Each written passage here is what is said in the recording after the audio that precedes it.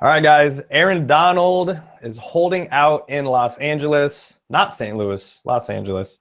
I got Nick here with Rams 24/7, so he's going to be giving us his insight on the Aaron Donald holdout, Wade Phillips, defensive coordinator, and then also the new shiny receiver that they have in Sammy Watkins. So you can check him out on YouTube at Rams 24/7, and then on Twitter it's what is that again? N Galetta? Yeah. Galleretta. Sorry about that. So, but you can find me with the Rams 24/7 tag as well, so it's not too bad. Nice. Well, I definitely appreciate you coming on here.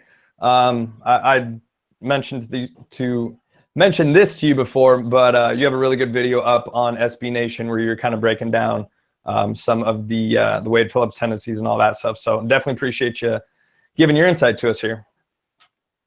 Absolutely, and I got to give credit to my my guy at Sosa NFL Draft on Twitter for helping me out with that video too. He's a little bit more of the X's and O's guy, but I always love to talk Rams football. Awesome. So, yeah, the best defensive tackle now is defensive end, but I guess we can call him interior defensive lineman. Aaron Donald, he's holding out. I want to say he was drafted back in 2013. I'm a Cowboys fan. I was kind of hoping they would have got him, but they went with gosh, what was it? I want to say they went, maybe it was Zach Martin. Was he 2014 or 2013? Yeah, he was Donald was 2014. Okay, yeah. So 2014, and I want to say they went back to back. Yeah, and I mean the Rams were looking at Martin too, so nice. Kind of funny when you look at it that way. Right. So yeah, he's holding out. You know, like I said, he's the best interior defensive lineman that there is in the game. You know, J.J. Watt obviously is a beast, but I think he's getting nicked up a little bit. So what have you been reading? What have you been hearing as far as, how long this holdout's going to last? Is this something to where he's going to cave? Is the team going to offer him more money? What have you been hearing on that front? As recently as today, from what I understand, it really seems like the two are at a stalemate. They're at kind of a standoff right now, and both sides are kind of waiting for the other one to kind of make a move. I don't really think either one of them are bluffing at this point. One thing to keep in mind, though, is a lot of times these holdouts typically will go into early September. So if you're a Rams fan out there watching, don't panic. But you should, if I were to put the level of concern meter on a scale of 1 to 10, I'd probably put it at like a pretty solid 5 right now. But basically, I've been hearing a lot of conflicting reports. Some people say the issue between him and the Rams is the money, as far as he wants more over the 4 or 5 or 6 years. No one's even specifically sure how many years the Rams are trying to add him or extend him. Some people say it's the guaranteed money, that he's not being offered enough. And other people say it's the opt-out clause. I've been hearing some rumors that he wants to be able to opt out going into year 3, and you got a 3-time Pro Bowler all 3 of his years, 2-time All-Pro and Defensive Rookie of the Year. I mean, the accolades speak for themselves. You can go to Pro Football Focus and look at all the statistics that you want. It's pretty well established that he's the top interior defender in the league, and he deserves to be paid as such. If that takes $20 million a year, so be it. You can move money around, teams make it happen, but you don't. I mean, I don't say this lightly. I've watched the likes of Torrey Holt and Isaac Bruce and Marshall Faulk and Kurt Warner. He's a Hall of Fame talent. I don't think that I've seen many guys start a career stronger than he has. You could make a case that he's had the best start to his career out of any interior defender in league history. So I think at the end of the day, he will be paid.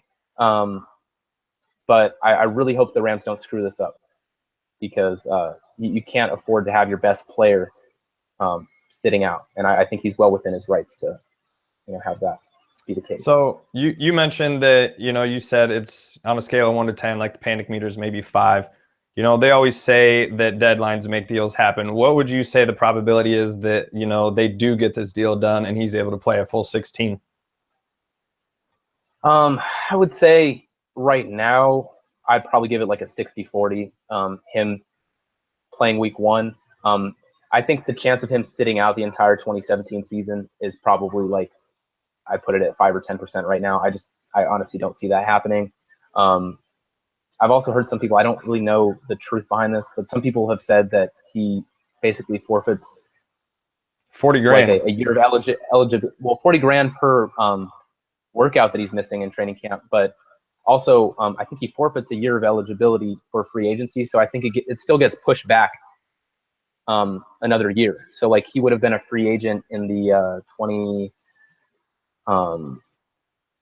whatever season, but that gets pushed back a year now because if he sits out a whole season is what I'm hearing some people say. I don't know if that's actually true. But yeah, I think that there's still a good chance that they get a deal done. I think the Rams want him to be on the field. They know that he increases their chances of winning football games. And people have been going kind of back and forth on Twitter about, you know, how much of an impact a defensive tackle has on a game and whether he's worth the money. And I think anytime you have a Hall of Fame talent, you don't, you know, call them. I agree. And that kind of leads us to, you know, the next point that we have here is he's put up the numbers. He's shown the productivity. I mean, he's going to be the focal point of every offensive game plan that they have. And that was in the 4-3 when, you know, he's playing next to I don't know if he's playing directly next to Robert Quinn, but I mean, you guys have a really solid defensive line there. And now you bring in Wade Phillips, who's, you know, I know him pretty well during his time in Dallas. I wasn't a big fan of him as a head coach, but as a defensive coordinator, when you talk about getting after the passer, I honestly can't think of too many defensive coordinators when you talk about a pass rush that are better than Wade Phillips. So you're moving him from the defensive tackle position. He's going to be playing that defensive end in 3-4. He's going to be playing that 3 technique. Probably going to have, you know, Robert Quinn. And again, I don't know if it's exactly which side they're going to play, but I would assume he's going to be moving the outside backers around a little bit. So he's going to be playing, you know, right next to Robert Quinn as a stand-up 3-4 rushman. I guess, what do you see in terms of, you know, his productivity from the defensive end position and then more specifically just from playing in a Wade Phillips one-gap pressure-based 3-4 system? I think this is going to give Aaron a lot of flexibility. One thing that if I had one gripe with Greg Williams' defense in years past is I don't think that he got creative enough with the stunts with the defensive line, but that's really Wade Phillips' MO. He's really creative with the stunts and blitzes that he runs. He's great at blitzing corners, linebackers, safeties. He has the pressure come from all angles. It doesn't even necessarily mean that he's blitzing all the time, but he gets very creative with those exotic packages. And, you know, Donald is going to be the beneficiary of all of those stunts and blitzes because you can't double team Robert Quinn if he's healthy, which, you know, Rams fans are really holding out hope for because he's been nicked up the past 2 years. But if you have a healthy Robert Quinn and Aaron Donald, who actually is on the field, you can't double team both those guys. That's 4 offensive linemen dedicated to 2 pass rushers. Either that or it's going to open up, you know, a lot of opportunities for Michael Brockers at the nose tackle position, or you know, Connor Barwin coming off the edge. Unfortunately, Dominic Easley at the other defensive end is out. The Rams will find someone else there. But I think Aaron is going to be very successful. I think he's one of those transcendent talents that can be successful in any scheme. But I do think a defensive mastermind like Wade is going to maximize his productivity. And I think he's only going to get better. So you mentioned Bruce Smith and J.J. Watt, and I'm not positive on this, but I'm pretty sure that they are the only players in NFL history to lead the league in sacks from that 3-4 defensive end position. Do you think that that is a realistic, I don't want to say expectation, but do you think that that is a realistic potential outcome that he can lead the league in sacks from that defensive end position in the 3-4? I think that there's a good chance that could happen. I'm definitely not going to, you know, put my money in Vegas on it. But as far as, you know, sack titles go, I mean, very rarely do you see, you know, a guy have back-to-back sack titles in the NFL. It's really kind of, it's hit or miss from year to year. You can, even some of the best talents like DeMarcus Ware and Von Miller, you know, those guys will put up an 18, 19, 20 sack season, and then the next year they have 13. And it doesn't mean that they were any less there's a lot of skill, but a little bit of luck involved in sacks. So, if Aaron's in the right place at the right time, yeah, he might have a year where he gets 16, 17, 18 sacks, and that might be enough to get the title. So I certainly would not put it past him. I mean, this is a guy who consistently beats double teams, a guy who people said was too short and too small to be an every down player in the NFL, and he's shown he's a lot of that. He's like he's like a John Randall, but with elite strength to match. So it's just like it's the ability. His bull rush is vicious. I've seen him just absolutely pancake 340-pound offensive lineman and just put him on skates. And then he's got the quickness to match, where he's going to be able to shoot the gap, which is a perfect fit in what Wade Phillips wants to do. In that one gap system where, hey, you want to penetrate, get upfield. Parcells and Belichick and all that stuff, they run a lot of two gap where it's like, all right, contain your blocker or contain the blocker, contain the, the offensive lineman, let the linebackers flow. And Wade Phillips was like, nah, man, forget that. Get upfield, make a play in the backfield, shoot the gap. So I think that is, an ideal fit for his abilities. So one last thing, and then we'll just wrap this up real quick. Sure. Got to touch on the shiny new toy, Sammy Watkins, brought over from Buffalo, finally giving the offense a much-needed boost. We touched on Tavon Austin a little bit as far as, he got a little bit of a contract extension a couple years back, but, he hasn't really lived up to the lofty expectations when they took him. So what do you see Sammy Watkins doing, for Jared Goff, who I did a video here probably a couple weeks ago, and I said he's the number one quarterback, with the most approved going into this season. So what do you think he's going to do for Jared Goff? And then also, what's that going to do to open up running lanes here for Todd Gurley? I really think, Sammy is just going to open up the whole offense for everyone. I really think that Jared Goff, whether you love him or hate him, I think it's really unfair to judge a guy who's played 7 games in the NFL. I know that, Jared came from the air raid offense where he was predominantly taking it was not a pro style offense, and he's predominantly taking snaps out of the shotgun. So it was an adjustment period. Just even in training camp, he was fumbling snaps under center, and it was kind of a nightmare to start off with. But we've talked about it before too. Jeff Fisher didn't necessarily set him up for success with the offensive staff he had around him with so much inexperience. It was not really set up for Jared to succeed. But now I think a lot of people are going to be shocked by what Jared is able to do this year. I'm not going out and saying that he's going to become the next Aaron Rodgers or anything. I mean, I'd be happy if he was the next Alex Smith or Ryan Tannehill or something like that. In this league, I think you can, if you have a great defense like the Rams have potential to have, you really only need an average quarterback to get by. And I think Jared can make a significant jump because most people were calling him a far below average quarterback. If he's even an average quarterback this year, you see a huge jump in the standings for the Rams. Sammy is really that guy, though, who can take the top off the defense, but he's not a one-dimensional wide receiver in the slightest. I think when he's healthy, he could be considered a top 10 receiver. He can beat you deep with speed. He can run precise routes. He's got amazing hands and really great athleticism to go with it.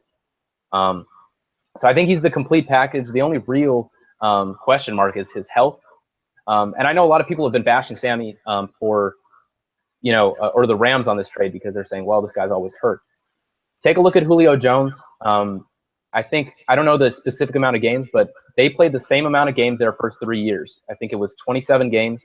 So sometimes guys just have a little bad luck at the beginning of their careers. I'm hoping that, the foot injuries are behind Sammy. But when he's healthy, he can be a top 10 receiver. And a lot of people are saying that he'd take over that Deshaun Jackson role in the McVay offense as kind of the outside guy. Robert Woods is supposed to be taking that possession receiver, the Pierre Garçon role, and then Cooper Kupp, trying to look at doing the slot receiver role, more of the Crowder role. It's also going to, I think, you're not going to be able to load the box against Todd Gurley. I thought the offensive line was terrible. I mean, I think I've seen statistics where Todd got hit, I think 25% of his carries, he got hit behind the line of scrimmage. So you're not really going to have much success when you're getting hit behind the line of scrimmage 1 of every 4 carries.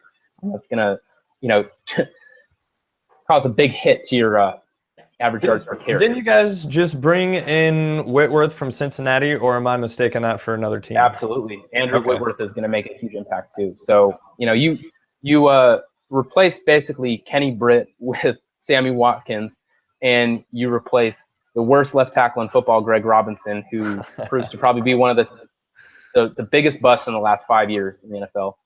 I might put him at that #1 spot. Was he like a #2 pick? #2 overall pick. Yeah. Oh my God, that's bad. Which is funny. The Rams could have had like Khalil Mack and Aaron Donald. Think about that. And all the Rams fans wanted them to get Sammy Watkins in that draft. So eventually, they ended up getting him anyways. As things happen. But yeah, you replaced, I would say a fairly average receiver in Kenny Britt. I mean, he got 1,000 yards, but I never thought that he's anything to write home about with a top 10, talent.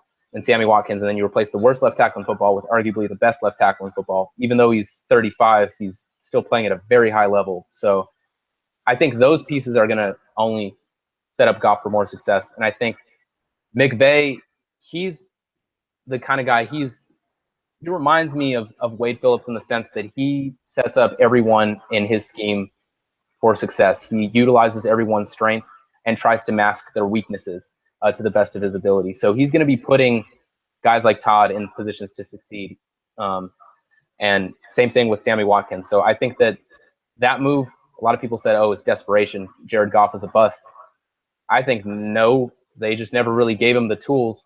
If you give someone, some plywood to build a house, and you don't give them any cement or rebar or anything, they're not going to really be able to put out a quality product. But if you give them all the resources they actually need, they're going to be a lot more successful in, building that thing up. I think it's the same thing. I mean, Jared Goff was just not in a position to succeed last year. And so I think the Sammy Watkins trade could be a game changer for even Watkins' career, not only Jared Goff. So.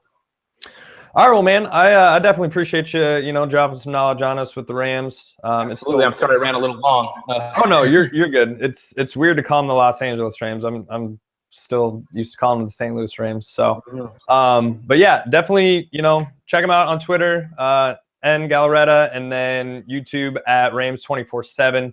Definitely like, comment, subscribe here as well. Let us know what you thought, and definitely appreciate it. And we'll check you guys next time.